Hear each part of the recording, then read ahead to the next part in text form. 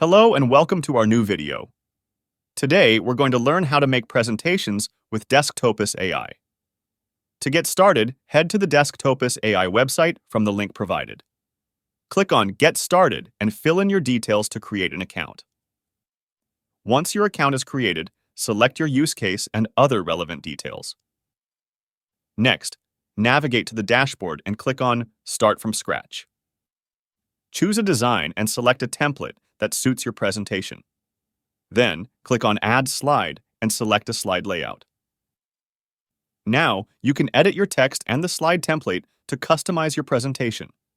Feel free to add new slides and edit them as needed. Additionally, you'll find an extensive library of stock icons to enhance your slides.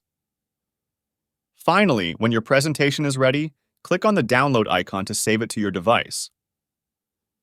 The link to Decktopus AI is in the description. Thank you for watching, and we'll see you again soon.